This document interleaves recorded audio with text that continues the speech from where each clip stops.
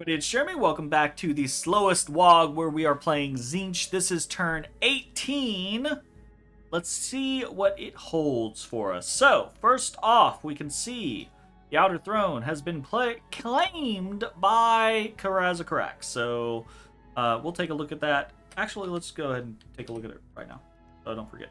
So, Outer Throne is Ascension points 2, Dominion spread 2. Dominion gets magic +1. And produces 3 astral pearls per turn. That's really nice, actually. As a throne, not the best throne, I think, for Karaz-a-Karak, because I think I could be wrong. I think Karaz-a-Karak acts like Ohm in that they work with drain scales. So they're really not going to get a lot out of the magic +1. It's still going to be 3 astral pearls, which is nice, and it's still going to be some dom spread, which is nice. And you know, you take what you can get, but at the same time, unfortunately, not going to be a super beneficial throne to them.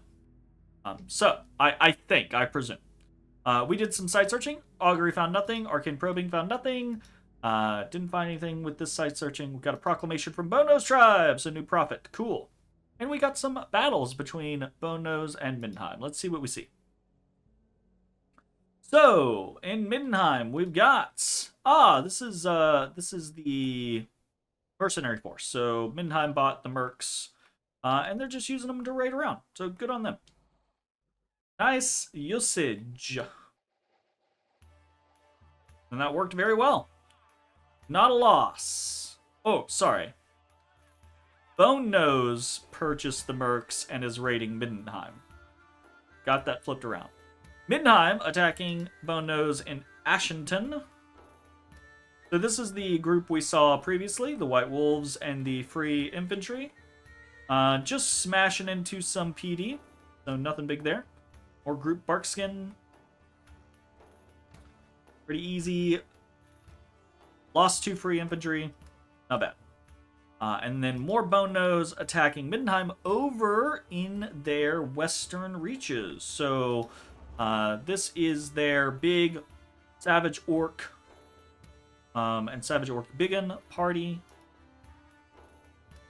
Oh no, this is a WAAAGH. This is a WAAAGH, isn't it? Oh, this is Karaz-a-Karak. Okay, hold up. Maybe this isn't a WAAAGH. Can anybody back here? You WAAAGH out? Orc boy? He looks like he's trying that. Anyways, just up against some Middenheim PD. Looks like Middenheim has either moved some stuff here or has boosted PD. Probably, maybe a little bit of both, to try to prevent some of these back-end raids.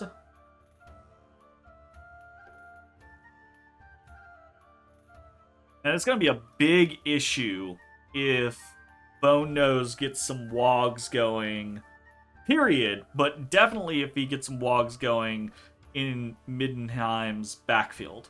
So yeah, some free infantry moved here with the state captain. Fair amount of PD popped here. Lost 2 Savage Orc WAAAGH boys. So that's pretty good. That's pretty solid. What do we got going on? 14 secrets remain.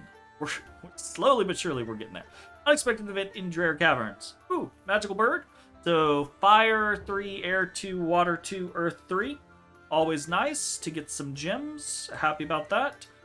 Namor, we got a peddler. Fire 2, Air 2, Earth 2, Nature 1, Glamour 2, more gems.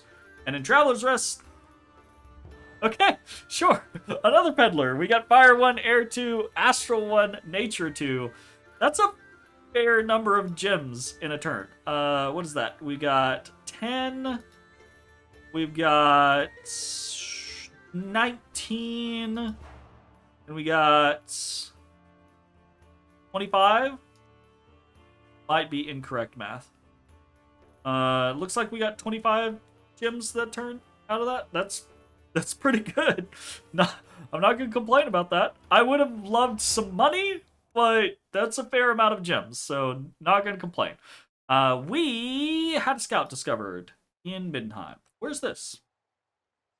This is a big force. Oh, this is north of Middenheim. Okay. Holy shit, this is a massive army. Okay, this feels like an actual Middenheim army. This is their PD. And they've got a bunch of archers in a skirmish formation. State crossbows, bunch of group bark skin casters. Huh. Wow. Got some Knights of the Winter Throne. These guys have a battle axe. They are sacred. That's kind of interesting. Sacred. Attack 1, unholy weapons, dark vision 50. Huh. They have battle fury. Well then. Goodbye, Marauder Scout. Man, that is a sizable host for 18 turns in the game. Especially since we know he has forces elsewhere. Interesting. I wonder why he's there. Because, wow, yeah. I mean, Bone Nose is raiding the shit out of his backfield. But we know Middenheim has forces threatening his capital. But I don't know that they're big enough forces. There's a big army here. There's a bunch of forces throughout here. Maybe he's intent on breaking this off. I don't know. That's really interesting to me. And then we discovered a scout in Namor. Not surprising. Finished construction in Traveler's Rest. Very nice. Patrolling troops in Ard and Namor have killed some brigands, and we did not repeat our mercs, which is definitely for the best. What do we got going on this turn? We have throne being claimed in Namor. Palisade continues there. In Sirmiok, we are building a lab. Didn't have money for anything else. We're, again, very low on money right now.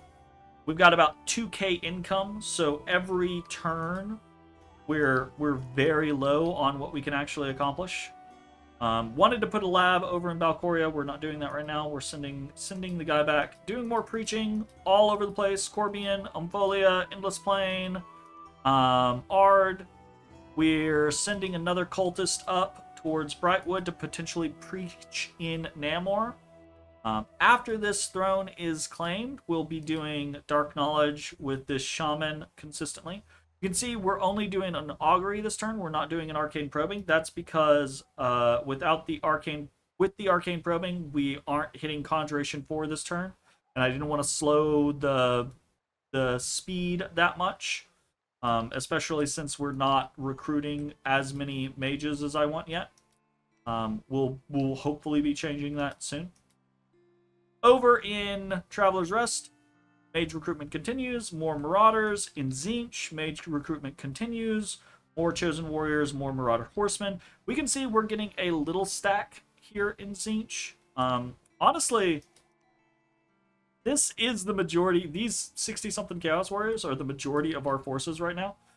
We don't actually have a whole lot going on. If any of our neighbors actually fought us at the moment, we would be very dead. But we're playing greedy like this because of the situation that we found ourselves in, right? Our neighbors were willing to allow us this space, so we're going to take advantage of it. Turn 18, we are sitting at 183 research. We're going to shoot through enchantment pretty quick. I'm relatively certain that we'll hit enchantment 5. Obviously, we're going for enchantment 6 for Eternal Pyre, but I'm relatively certain we're going to hit enchantment 5 for Flaming Arrows pretty quickly. And so when that happens, I think we will be able to move on Middenheim fairly well. Again, so much of our income is currently being dumped into infrastructure.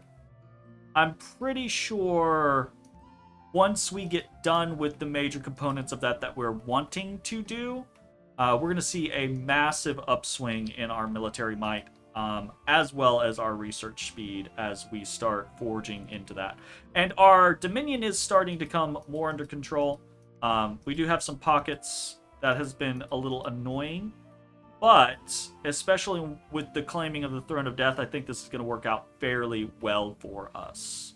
I don't know that there's a lot else to talk about this turn. This turn's been a pretty quiet one. We're still moving around, scouting things. I talked about this last time. I was like, maybe I go into Skavenblight and see what's going on. We can see Athel Loren is here. I don't know if we'll get to Skavenblight. This was an early war, and from hearing through the grapevine, it sounds like Athel Loren's definitely gonna win out against Skavenblight. I think Karaz-a-Karak has joined in a little bit. I don't know if they're actually fighting or if they're vulturing, but it's what it is. That is something to consider as we move towards this. All of these plans that we're making might end up being canceled if someone like Athel Loren, for example, takes Skavenblight and then is like, okay, well, Tzeentch looks like a juicy target, let's go, right?